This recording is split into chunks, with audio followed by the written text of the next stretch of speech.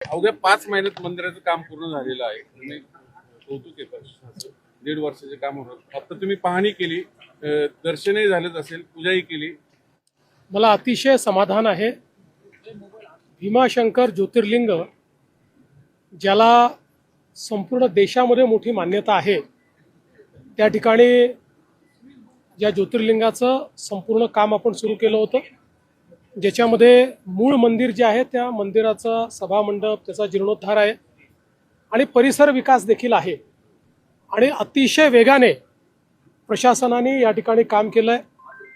जिल्हाधिकारी असतील, PWDचे आमचे अधिकारी असतील, इथले सगळे जिल्हा प्रशासनातले अधिकारी असतील, या सगळ्यांचं मी मनापासून अभिनंदन करतो की अतिशय चांगल्या प्रतीचं काम, अतिशय वेगाने काम त्यांनी या ठिकाणी केलं आहे. आणि आता जो परिसर विकास होणार आहे त्याच्यामध्ये अतिशय सुंदर अशा प्रकारे इथलं संपूर्ण परिवर्तन होणार आहे.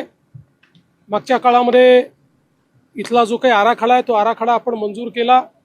वळसे पाटील साहेब, बाबाजी, सगळे आमचे उपमुख्यमंत्री, सगळे लोक आम्ही होतो. आणि या आराखड्यामध्ये सगळ्यात महत्त्वाचं की इथल्या गावातल्या लोकांनी जे सहकार्य दाखवलं आहे ते सगळ्यात महत्त्वाचं आहे. जवळपास 150 घरं जी आहेत ती सगळी शिफ्ट होत आहेत आणि आम्ही पण हा चंग बांधलेला आहे की त्यांना अतिशय सुंदर अशा प्रकारचं बाजूलाच आम्ही जागा देतो, तिथे गाव तयार करतो. लोक जसं भीमाशंकरचं दर्शन करण्याकरता येतील तसंच त्या गावामध्ये देखील दर्शन करायला जातील अशा प्रकारची गावामध्ये व्यवस्था आपण करतो. त्या गावाची अर्थव्यवस्था पूर्ण बदलतो. त्या ठिकाणी सुंदर अशा प्रकारची ही व्यवस्था झाल्यामुळे एकूणच जागा देखील जास्त मिळणार आहे. आणि इतरही ज्या गोष्टी या ठिकाणी होत आहेत त्या सगळ्या गोष्टींमुळे मला असं वाटतं की पुढच्या काळामध्ये इथे येणाऱ्या भाविकांची संख्या 5 ते 10 पटीने वाढेल. कारण लोकांना येणं सुगम होणार आहे. 2 रस्ते आपण तयार करतोय, जाण्याचा वेगळा, येण्याचा वेगळा, त्यामुळे या ठिकाणी कुठलंही ट्रॅफिक जाम होणार नाही. काही आपण इलेक्ट्रिक वाहनं देखील या ठिकाणी ठेवतो की जे सिनियर सिटीजन्स आहेत त्यांना चालावं लागू नये. दुकानं नीट व्यवस्थित मांडतो आहोत की कोणालाही अडचण येऊ नये आणि दुकानदारांनी अडचण येऊ नये. हा SC स्टँड असेल किंवा बाकी सगळ्या गोष्टी असतील, या सगळ्याचं अतिशय सुव्यवस्थित प्लॅनिंग हे आपण या ठिकाणी केलेलं आहे.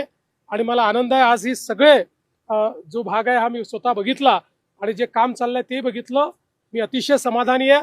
मला विश्वास आहे रेकॉर्ड स्पीडमध्ये पुढच्या वर्षी कुंभ सुरू होण्याच्या आधी यातलं 90% काम आपण पूर्ण केलेलं असं. महाकालच्या धर्तीवर इथला कॉरिडॉर होईल का? नाही, हा अजून वेगळ्या पद्धतीचा होतोय.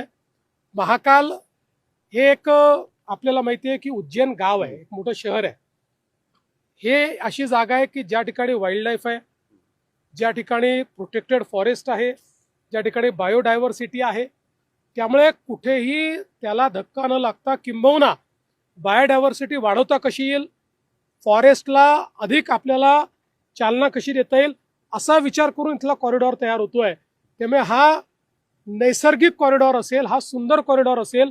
लोकांना अतिशय नैसर्गिक, म्हणजे जे आपण म्हणतो की शिवशंकर कुठे असतात तर ते अशा ठिकाणी असतात की जिथे फक्त प्रसन्न वातावरण असतं, जिथे निसर्ग असतो.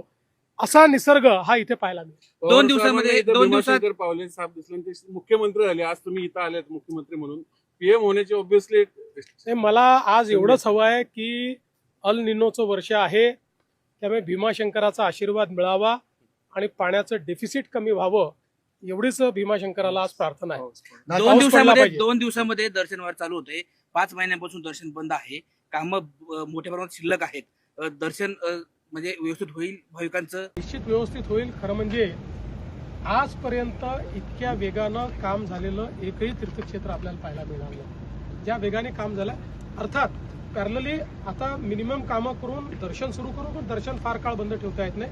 आणि सोबत म्हणजे जी कामं दर्शन बंद ठेवूनच करायची होती ती कामं केली आहेत. आता बाकीचे कामं दर्शन सुरू असताना होऊ शकतात, जी नंतरची कामं आहेत ती कामं होत राहतात. दादरमध्ये एक पांढऱ्या पट्टीवर वाद निर्माण झाला आहे, कारण जैन मुलीला जाण्यासाठी त्या ठिकाणी पांढरी पट्टी मारली होती. म्युन्सिपाल्टीने पांढरी पट्टी काढून टाकली. मला काही कल्पना नाही, तुम्ही जे सांगताय. मी आता भीमाशंकरला आलोय.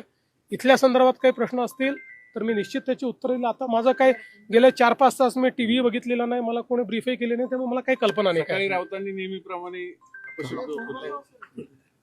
बघा, आपण पुण्य ठिकाणी बसलेलो आहोत. इतकी ही अशी चांगली जागा आहे.